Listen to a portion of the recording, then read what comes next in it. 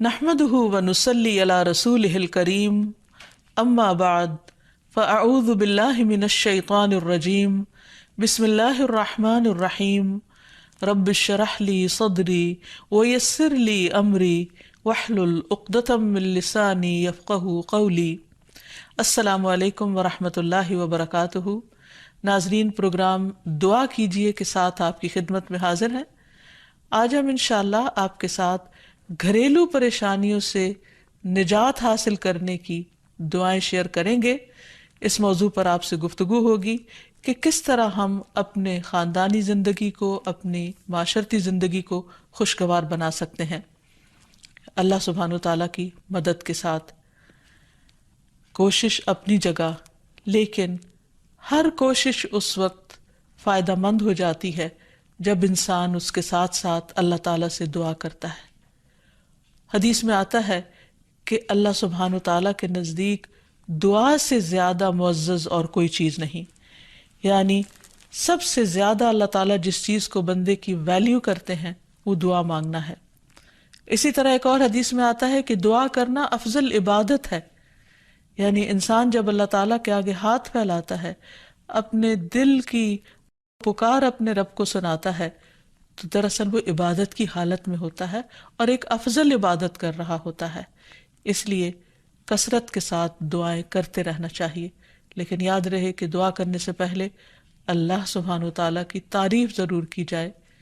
اس سلسلے میں تعریف کے بے شمار کلمات ہمیں احادیث کی کتابوں میں ملتے ہیں۔ انہی میں سے ایک آتا ہے کہ آپ صلی اللہ علیہ وسلم سے سوال کیا گیا کہ کون سا کلام افضل ہے؟ آپ نے فرمایا جو اللہ نے اپنے فرشتوں اور اپنے بندوں کے لیے چنا، اور وہ ہے سبحان اللہ و بحمدہ، سبحان اللہ و بحمدہ۔ یعنی جب انسان دعا کرنا چاہے تو اس سے پہلے کچھ مرتبہ جتنا اس کا دل چاہے اللہ تعالیٰ کی تسبیح اور حمد و ثنا بیان کرے، اور بار بار تکرار کے ساتھ کہتا رہے سبحان اللہ و بحمدہ۔ اس کے بعد درود شریف پڑھے جتنی دیر پڑھنا چاہے، اور پھر اس کے بعد اپنی حاجت اللہ سبحانہ وتعالیٰ کے سامنے رکھے تو انشاءاللہ اس کی پریشانی دور ہوگی۔ جہاں تک گھریلو پریشانیوں کا تعلق ہے تو اس میں ہم دیکھتے ہیں کہ ہر گھر کے اندر کوئی نہ کوئی چیز ایسی ہو جاتی ہے کہ جس سے باہمی تعلقات میں بدمزگی پیدا ہو جاتی ہے۔ بعض افراد کی طبیعت میں غصہ زیادہ ہوتا ہے، بعض لوگ جھگڑالو ہوتے ہیں، بعض لوگ شکی مزاج کے ہوتے ہیں، بعض لوگوں کو اونچا بولنے کی عادت ہوتی ہے، بعض لوگ دوسروں کو مختلف باتوں پر زج کرتے رہتے ہیں، بعض لوگ اپنی ذمہ داریوں کو ٹھیک سے نہیں نبھاتے۔ تو یہ تمام چیزیں صرف نہ یہ کہ ایسے انسان کو خود بلکہ اس کے آس پاس رہنے والوں کو اذیت میں مبتلا کر دیتی۔ اب اس میں انسان بعضوں کو سمجھانے سے بھی کام لیتا ہے، دوسروں سے بھی مدد لیتا ہے، لیکن پھر بھی مسئلہ حل نہیں ہوتا۔ تو صحابہ کرام تو اپنی جوتی کا تسمہ بھی ٹوٹ جاتا تو اللہ سبحانہ وتعالیٰ سے مانگتے تھے۔ تو اگر گھر کے اندر کسی قسم کی ناچاکی یا پریشانی ہے تو اس سلسلے میں بھی ہمیں اللہ تعالیٰ کی طرف رجوع کرنا چاہیے، اور پھر اس کے ساتھ ساتھ دوسرے کو جو مشکل پیدا کر رہا ہے سمجھانا بھی چاہیے۔ جہاں تک لڑائی جھگڑے کا تعلق ہے تو اسے منافقت کی علامت بتایا گیا۔ آپ صلی اللہ علیہ وسلم نے فرمایا کہ منافق کی 4 علامتیں ہیں، ان میں سے ایک بات کرے تو جھوٹ بولے، وعدہ خلافی کرے، امانت میں خیانت کرے، اور جب وہ جھگڑا کرے تو گالی دے، یعنی جھگڑتا بھی ہے اور گالی بھی دیتا ہے۔ نبی صلی اللہ علیہ وسلم نے یہ بھی فرمایا کہ اللہ کو سب سے زیادہ ناپسند آدمی وہ ہے جو بہت جھگڑالو ہے، یعنی اللہ تعالیٰ ایسے شخص سے محبت نہیں کرتے۔ اس لیے اگر آپ کسی سے بات کر رہے ہو تو اس کی بات توجہ سے سن لے۔ چھوٹی چھوٹی باتوں پر جھگڑنا اور دوسرے کے ساتھ بد اخلاقی سے پیش آنا یہ درست نہیں۔ پھر اسی طرح مومن جو ہے وہ کبھی بد اخلاق نہیں ہوتا، اور بد اخلاقی پھر منافقت کی علامت ہے۔ رسول اللہ صلی اللہ علیہ وسلم نے فرمایا تمہارے یہ نسب نامے کسی کے لیے گالی کا سبب نہیں ہے، تم سب آدم کی اولاد ہو، ایک دوسرے کے قریب ہو، دین یا عمل صالح کے علاوہ کسی وجہ سے کسی کو کسی پر کوئی فضیلت نہیں۔ آدمی کے برا ہونے کے لیے یہی کافی ہے کہ وہ فحش گو ہو، بد کلام ہو، بخیل ہو اور بزدل ہو۔ پھر اسی طرح آپس میں محبتوں کا نہ ہونا، بہن بھائیوں میں ناچاکی یا شوہر بیوی میں ناچاکی، یا والدین کے ساتھ محبت کا نہ ہونا، یہ ایک طرح سے اللہ تعالیٰ کی طرف سے ایک آزمائش بھی ہو سکتی ہے اور ایک عذاب بھی ہو سکتا ہے۔ مومن تو محبت کرنے والا ہوتا ہے، اور اس شخص میں کوئی خیر نہیں جو محبت کرتا نہیں اور لوگ اس سے محبت نہیں کرتے، اور لوگوں میں سب سے زیادہ بہترین انسان وہ ہے جو لوگوں کے لیے فائدہ مند ہوتا ہے۔ تو اس لیے بہت ضروری ہے کہ خاندان کے اندر باہم محبت پائی جائے۔ گھریلو زندگی خوبصورت ہو جاتی ہے اگر آپس میں ایک دوسرے سے پیار، محبت اور ہمدردی کے جذبات پائے جاتے ہیں۔ پھر اسی طرح بعض اوقات گھریلو زندگی میں بدگمانیاں بہت تکلیف دیتی ہیں، یا گھر کے کچھ افراد سنی سنائی باتوں پر یقین کرتے ہوئے دوسروں کے خلاف بدگمانی پال لیتے ہیں، تو اس سے بھی پرہیز کرنے کی ضرورت ہے۔ اسی طرح گھریلو پریشانیوں میں گھر کا تنگ ہونا بھی ایک عذاب کی شکل ہے۔ اس لیے نبی صلی اللہ علیہ وسلم نے ہر وضو کرنے کے بعد جو دعا سکھائی، اس میں خاص طور پر یہ دعا آتی ہے کہ اے اللہ میرے گھر میں وسعت پیدا کر دے، یعنی ایک تو دلوں میں وسعت ہو، اور دوسرا یہ ہے کہ جگہ بھی کشادہ ہو۔ رسول اللہ صلی اللہ علیہ وسلم نے فرمایا 3 چیزیں بدبختی میں سے ہیں۔ عورت جب تو اسے دیکھے تو وہ تجھ کو بری لگے اور وہ تجھ پر اپنی زبان چلائے، اور اگر تو اس سے غائب ہو تو وہ اپنے نفس کی اور تیرے مال کی حفاظت نہ کرے۔ دوسرے، مریل سواری کہ اگر تو اسے مارے اور چلائے تو تجھ کو تھکا دے، اور اگر اسے چھوڑ دے تو تجھے جلد تیرے ساتھیوں تک نہ پہنچائے، اور ایسا گھر جو تنگ اور کم سہولتوں والا ہو۔ تو اس لیے اگر انسان ایسی کسی تکلیف میں مبتلا ہے تو اس کا حل بھی یہی ہے کہ کوشش کے ساتھ ساتھ انسان دعا کرے۔ اسی طرح خرچ میں کمی، وسائل میں کمی، مال میں کمی، یہ تمام چیزیں بھی عموماً گھروں کے اندر جھگڑے پیدا کر دیتی ہیں۔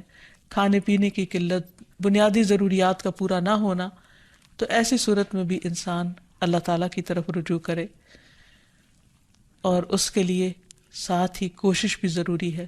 کوشش میں سب سے پہلے تو یہ کہ انسان لڑائی جھگڑا چھوڑے، صبر و ضبط کی عادت ڈالے، برداشت اور تحمل کی عادت اپنے اندر پیدا کرے، اپنے اخلاق کو بہتر بنائے۔ ایک حدیث کے مطابق اللہ سبحانہ وتعالیٰ جب کسی گھرانے پر خیر و برکت نازل فرمانا چاہتے ہیں تو اس گھر والوں کے اندر نرمی پیدا کر دیتے ہیں، اور ایک اور حدیث میں یہ بھی آتا ہے کہ جو نرمی سے محروم کر دیا گیا وہ ہر خیر و بلائی سے محروم کر دیا گیا۔ تو اس لیے گھر کے ہر فرد کو اپنے اپنے رویے پر غور کرتے ہوئے اپنے اخلاق کی اصلاح کرنے کی ضرورت ہے، اور دوسروں سے توقعات زیادہ رکھنے کی بجائے اپنا طرز عمل اچھا کرنے کی ضرورت ہے۔ اور گھر والوں کے ساتھ بہترین ہونا نبی صلی اللہ علیہ وسلم کی سنت ہے۔ آپ نے فرمایا تم میں سے بہتر وہ ہے جو اپنے گھر والوں کے لیے بہتر ہو، اور میں تم سب کی نسبت اپنے گھر والوں کے حق میں اچھا ہوں۔ یعنی آپ نے اپنی مثال دی کہ میں سب سے اچھا سلوک اپنے گھر والوں سے کرتا ہوں، تو تمہیں بھی اگر اچھا بننا ہے تو ایسا ہی کرنا ہوگا۔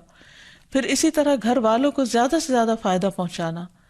حسن بصری سے مروی ہے کہ اللہ تعالیٰ کے نزدیک پسندیدہ بندے وہ ہیں جو اپنے اہل و عیال کو سب سے زیادہ نفع دینے والے ہیں۔ پھر اسی طرح پیار و محبت سے رہنا۔ اگر لڑائی جھگڑا ہو بھی جائے یا کوئی غلط فہمی پیدا بھی ہو جائے تو اس وقت خاموشی اختیار کر لینا، مناسب وقت کا انتظار کر کے اس غلط فہمی کو دور کرنا ضروری ہے۔ پھر اسی طرح اللہ سبحانہ وتعالیٰ نے گھریلو زندگی کو خوشگوار بنانے کے لیے جو بہترین ہدایت ہمیں قرآن مجید میں دی ہے وہ ہے عفو و درگزر سے کام لینا۔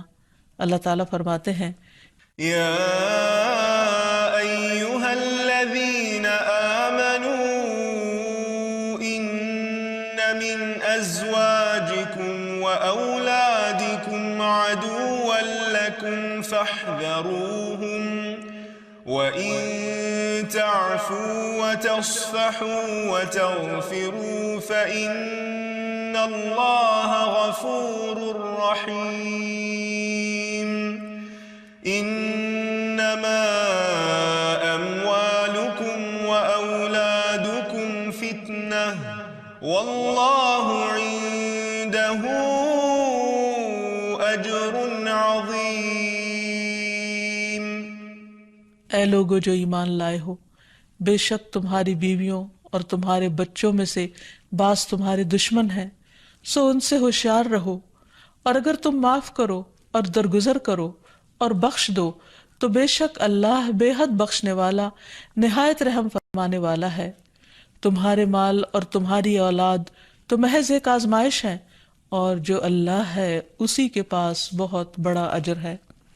یعنی انسان کو بعض اوقات اپنی ہی بیوی یا بیوی کو اپنے ہی شوہر سے، اور بعض اوقات اپنے ہی بچوں سے یا اپنے ہی والدین سے دشمنی کا اندیشہ ہو سکتا ہے، اور وہ ایک دوسرے کے لیے مصیبت اور بلا ہو سکتے ہیں، لیکن ایسی صورت میں بھی انسان کا گزارا نہیں ہو سکتا جب تک ایک دوسرے کو معاف نہ کرے۔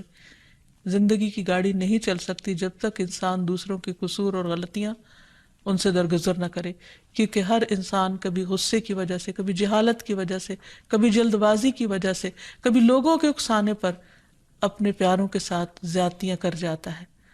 تو ایسی صورت میں انسان اگر چاہتا ہے کہ اس کی زندگی خوشگوار ہو تو اسے معاف کرتے رہنا چاہیے۔ نبی صلی اللہ علیہ وسلم کے اخلاق کے بارے میں جب پوچھا گیا تو حضرت عائشہ کہتی ہیں کہ آپ طعن و تشنیع کرنے والے نہ تھے، یعنی طعنے نہیں دیتے تھے، یعنی اگر کسی سے غلطی ہو جاتی تو اسے بار بار یاد نہیں کراتے تھے، فحش کام نہیں کرتے تھے، بازاروں میں چیخنے والے اور برائی کا بدلہ برائی سے دینے والے نہ تھے، بلکہ معاف کرنے والے اور درگزر کرنے والے تھے۔ اور حقیقت یہ ہے کہ جو جس کے جتنا قریب ہوتا ہے، جیسے گھر والے ہیں، اس کی غلطیاں اور اس کی کمزوریاں زیادہ سامنے آتی ہیں، اور پھر وہ ریپیٹڈلی سامنے آتی ہیں، بار بار سامنے آتی ہیں، تو ایسی صورت میں معاف کرنا بھی مشکل لگتا ہے، لیکن پھر بھی معاف کیے بغیر گزارا نہیں۔ پھر اسی طرح یہ ہے کہ انسان اگر ہمیشہ دوسروں کا حق ادا کرنے کی فکر کرے تو اس سے بھی بہت سے جھگڑے ختم ہو جاتے ہیں۔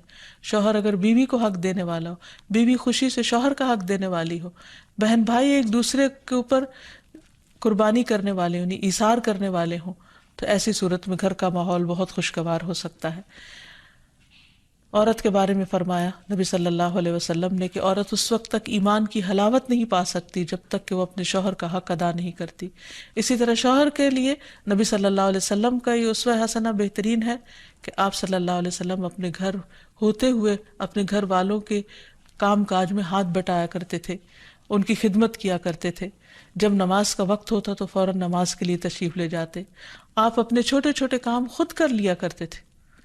یعنی اس سے بھی یہ پتہ چلتا ہے کہ خوشگوار گھریلو تعلقات میں دوسرے پر بوجھ نہ بننا ایک بہت اہم نکتہ ہے، کیونکہ اگر ہر انسان اپنی ذمہ داری خود لے لے تو دوسروں کے لیے وہ خوشگوار ہو جاتا ہے۔ پھر اسی طرح گھر والوں کو اگر کوئی غم، تکلیف یا پریشانی ہو تو اس موقع پر اپنے اختلافات کو بھول کر ان کی مدد کرنا، ان کی کیئر کرنا اور ان کی دلجوئی کرنا، یہ بھی بہت ضروری ہے۔ اور حد الوسع گھر کا ماحول خوشگوار رکھنا چاہیے، ایک دوسرے کا احساس کرتے ہوئے اور ایک دوسرے کے کاموں میں عیب نہ نکالتے ہوئے اور ایک دوسرے کو اپریشیٹ کرتے ہوئے، ایک دوسرے کی اچھی خوبیوں کو اور اچھی باتوں کی تعریف کرتے ہوئے، اور اسی طرح بعض اوقات اپنی خواہشات کو پیچھے کرتے ہوئے، کیونکہ اگر ہر انسان یہ چاہے کہ زندگی اس کے مطابق، کیونکہ اگر ہر انسان یہ چاہتا ہو کہ ہر کام گھر میں اس کی مرضی کے مطابق ہو تو یہ ممکن نہیں۔ بہت سے گھروں میں ساس بہو کا جھگڑا کس بنا پر ہوتا ہے، یا آپس میں قریبی رشتوں کا جھگڑا اور فتنہ فساد کس وجہ سے ہوتا ہے؟ کیونکہ ہر شخص یہ چاہتا ہے کہ گھر کا نظام اس کی مرضی کے مطابق ہو، حالانکہ ایسا ہونا ممکن نہیں۔ تو اس لیے ہر انسان کو اپنی رائے بھی دینی چاہیے، لیکن دوسروں کی رائے کا بھی احترام کرنا چاہیے، اپنی ضرورت بھی پوری کرنی چاہیے، لیکن اس کے ساتھ ساتھ دوسروں کی ضروریات کا بھی خیال کرنا چاہیے۔ پھر اسی طرح بہت سے معاملات میں قناعت اختیار کرنی چاہیے، کیونکہ یہ زندگی بذات خود ایک امتحان ہے، اور اصل عیش و عشرت کی جگہ جنت ہے، دنیا نہیں، یا دنیا کا گھر نہیں۔ تو اس لیے ضروری ہے کہ مشکل حالات میں انسان اپنے عزیزوں کا، پیاروں کا، گھر والوں کا ساتھ دے، ان کی مدد کرے۔ مثلا شوہر کے اگر معاشی حالات تنگ ہیں تو بیوی ناجائز مطالبات نہ کرے، اسی طرح اگر بیوی بیمار ہے تو شوہر اس سے بہت زیادہ گھر کے کام کا مطالبہ نہ کرے۔ تو ایک دوسرے کے حالات کی رعایت کرتے ہوئے اگر انسان ایک دوسرے سے توقعات رکھے تو اس سے بھی حالات بہت خوشگوار ہو سکتے ہیں۔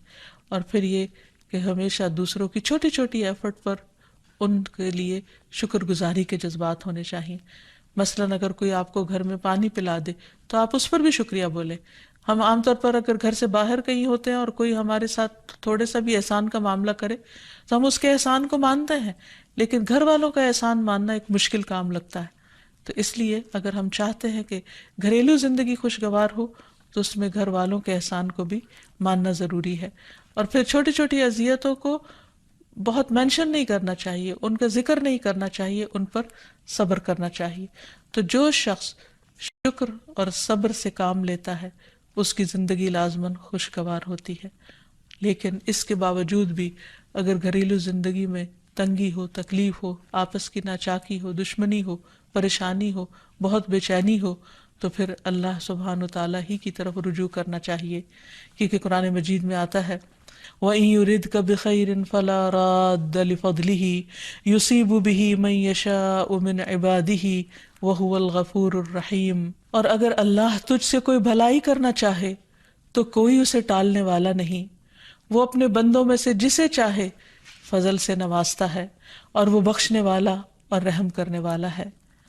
تو اس لیے چھوٹی چھوٹی تکلیفوں پر بھی فوراً اللہ کا ذکر، اللہ کی یاد، اللہ کی تسبیح انسان کے دل کو سکون بخش دے. اور نبی صلی اللہ علیہ وسلم نے خصوصاً اپنی پیاری بیٹی فاطمہ رضی اللہ تعالی عنہا کو جب وہ گھر کے کام کاج کر کے تھک جاتی تھی، کیونکہ اپنے ہاتھ سے چکی پیستی، اپنے ہاتھ سے آٹا گوندتی، اپنے ہاتھ سے اپنے گھر کے کام کاج کرتی، بچوں کو لک آفٹر کرتی، تو بہت تھک جاتی تھی. اور اسی تھکاوٹ کی وجہ سے انہوں نے ایک دفعہ نبی صلی اللہ علیہ وسلم کے پاس جب کچھ قیدی آئے تو خادم کا مطالبہ کیا، لیکن آپ صلی اللہ علیہ وسلم نے ان کو خادم دینے کی بجائے یہ تسبیحات سکھائی اور فرمایا کہ جب تم اپنے بستر پر جانے لگو تو 33 بار سبحان اللہ، 33 بار الحمدللہ اور 34 بار اللہ اکبر پڑھ لیا کرو. اور اسی لیے یہ تسبیحات فاطمہ کے نام سے بھی معروف ہیں.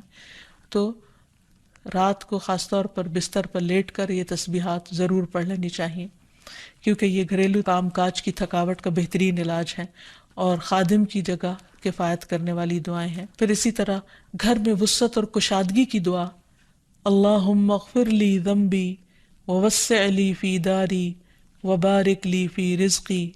اے اللہ میرے گناہ معاف کر دے، میرے گھر میں وسعت پیدا کر دے اور میرے رزق میں برکت عطا کر دے. پھر اسی طرح چھوٹی چھوٹی پریشانیوں کے سلسلے میں مثلاً بچے کو چوٹ لگ گئی یا اچانک کسی وبائی مرض کا کوئی شکار ہو گیا تو علاج معالجے کے ساتھ ساتھ دعا کرنا ضروری ہے. مثلاً گھر والوں میں سے اچانک کسی کو کوئی ایسی بیماری آ گئی، کوئی سٹروک ہو گیا یا ہارٹ اٹیک ہو گیا تو سارے گھر والے پینک ہو جاتے ہیں. ایسی صورت میں پریشانی کا صرف اظہار کرتے رہنے سے اور غمگین رہنے سے مریض کی مدد نہیں کی جا سکتی. تو اس موقع پر اللہ تعالیٰ سے دعا کرنی چاہیے. اور ایک بہت خوبصورت دعا جو نبی صلی اللہ علیہ وسلم نے حضرت اسماء بنت امیس کو سکھائی تھی کہ آپ نے فرمایا کیا میں تمہیں ایسے کلمات نہ سکھاؤں جن کو تم پریشانی کے وقت پڑھا کرو.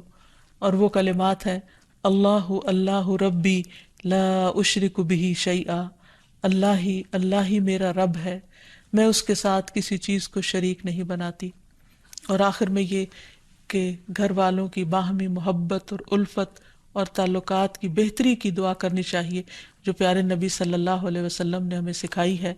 وہ دعا ہے اللہم الف بین قلوبنا واصلح ذات بیننا واہدنا سبل السلام ونجنا من الظلمات الى النور وجنبنا الفواحش ما ظہر منها وما بطن وبارک لنا فی اسماعنا وابصارنا وقلوبنا وازواجنا وذریاتنا وتب علینا انک انت التواب الرحیم وجعلنا شاکرین لنعمتک مثنین بہا قابلیہا واتمہا علینا.